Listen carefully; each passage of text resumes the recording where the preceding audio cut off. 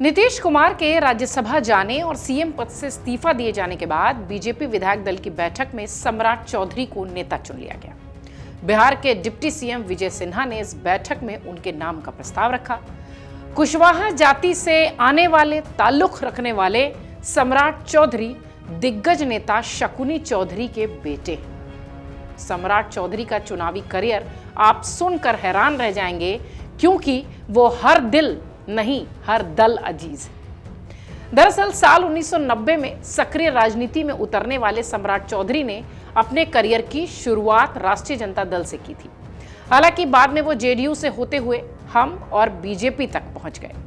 एक तरह से देखा जाए तो सम्राट चौधरी का चुनावी और राजनीतिक सफर बेहद उतार चढ़ाव वाला रहा है और कई दलों से होकर गुजरने वाला रहा है। आखिरकार इन बदलावों के बाद अब वो बिहार के मुख्यमंत्री की कुर्सी तक पहुंच गए। सम्राट चौधरी ने 1990 में सक्रिय राजनीति में प्रवेश किया और शुरुआती दिनों में समता पार्टी से जुड़े। मई 1999 वो साल था जब राबड़ी देवी की आरजेडी सरकार में कृषि मंत्री बनकर वो सामने आए। कम उम्र से जुड़े विवाद के कारण उन्हें इस पद से इस्तीफा देना पड़ा। साल 2000 में हुए विधानसभा चुनाव में बिहार में बहुत कुछ बदला। राज्य की सत्ता पर काबिज पार्टी का नाम और मुख्यमंत्री भी बदल गया। उस दौर में बिहार के सबसे कद्दावर नेता लालू प्रसाद यादव घोटाले के आरोप में जेल चले गए। उनकी जगह उनकी पत्नी राबड़ी देवी ने राज्य की जिम्मेदारी संभाली। इन सब के बीच हुए चुनाव में परबत्ता सीट पर लालू प्रसाद यादव की आरजेडी से राकेश कुमार ने जीत दर्ज की। सम्राट चौधरी ने निर्दलीय चुनाव लड़ रहे रामानंद प्रसाद सिंह को 12,777 वोट से हरा दिया। इस तरह वो आरजेडी के टिकट पर जीतकर पहली बार विधानसभा पहुंचे। हालांकि एक बार फिर उनकी उम्र को लेकर विवाद हुआ, जिसके बाद उनका निर्वाचन रद्द कर दिया गया।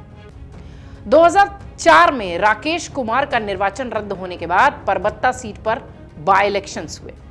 उपचुनाव में जेडीयू के रामानंद प्रसाद ने आरजेडी के राकेश कुमार यानी सम्राट चौधरी को 11,000 से ज्यादा वोटों से हरा दिया। 2005 में बिहार में 2 बार चुनाव हुए थे, पहली बार फरवरी में और दूसरी बार अक्टूबर में। राज्य की जनता ने वोट डाला और बिहार में ऐसा पहली बार हुआ था जब 2 बार वोटिंग हुई थी। फरवरी में हुए विधानसभा चुनाव में जेडीयू के रामानंद प्रसाद ने जीत दर्ज की। आरजेडी के राकेश कुमार यानी सम्राट चौधरी को लगभग 1900 वोटों से हराया था।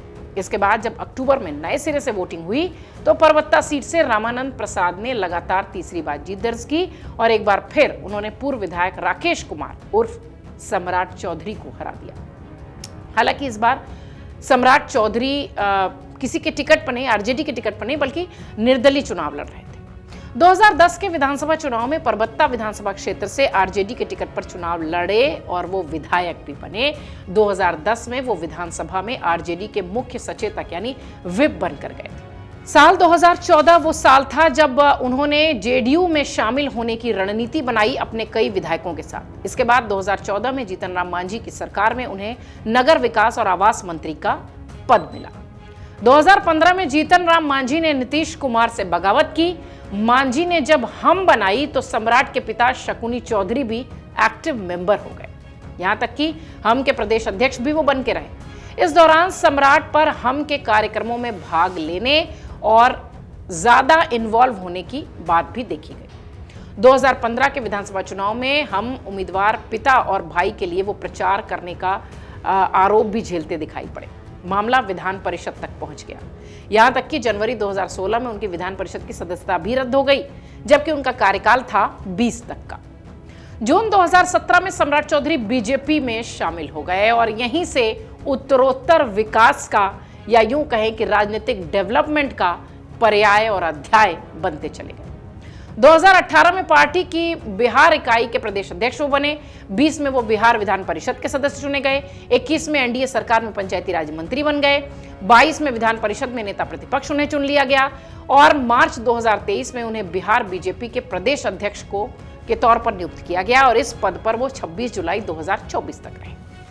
जनवरी 2024 में जब नीतीश कुमार ने एनडीए में वापसी की तो सम्राट चौधरी को बिहार का डिप्टी सीएम उप मुख्यमंत्री बनाया गया और उन्हें वित्त और स्वास्थ्य जैसे महत्वपूर्ण विभाग भी दे दिए गए। 2025 के विधानसभा चुनाव में उन्होंने तारापुर विधानसभा सीट से चुनाव लड़ा और आरजेडी के प्रत्याशी अरुण कुमार को 45,000 से अधिक वोटों के भारी अंतर से हरा दिया। 2025 में एनडीए की जीत के बाद वो फिर से बीजेपी विधायक दल के नेता चुने गए और उन्हें लगातार दूसरे कार्यकाल के लिए उप मुख्यमंत्री के साथ साथ बिहार का गृह मंत्री भी बनाया गया। उस जीत के महज 1 साल बाद नीतीश कुमार अब बिहार के मुख्यमंत्री पद से राज्यसभा जा चुके हैं और इसी के साथ बीजेपी ने इस राज्य में नए अध्याय की शुरुआत करते हुए पाटलिपुत्र का सम्राट चौधरी को बना दिया है। बिहार की राजनीति में जातीय समीकरण को बहुत अहमियत दी जाती है। सम्राट चौधरी कुशवाहा जाति से ताल्लुक रखते हैं और बिहार में इस जाति का आधार करीब 7 से 9% तक का है। बिहार में यादव जाति के बाद अगर सबसे ज्यादा कोई वोटर हैं या कोई जाति के वोटर हैं तो वो हैं कुशवाहा। बिहार में हुए जातीय सर्वेक्षण के अनुसार राज्य में अन्य पिछड़ा वर्ग 27%, अति पिछड़ा वर्ग 36% है, जो राज्य की कुल आबादी का 63% हो जाता है।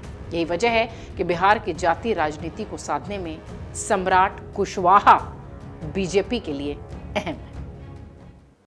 अगर आप ये वीडियो YouTube पर देख रहे हैं तो हमारे चैनल को सब्सक्राइब कर बेल आइकन दबाएं और Facebook पर देख रहे हैं तो हमारे पेज को लाइक करें।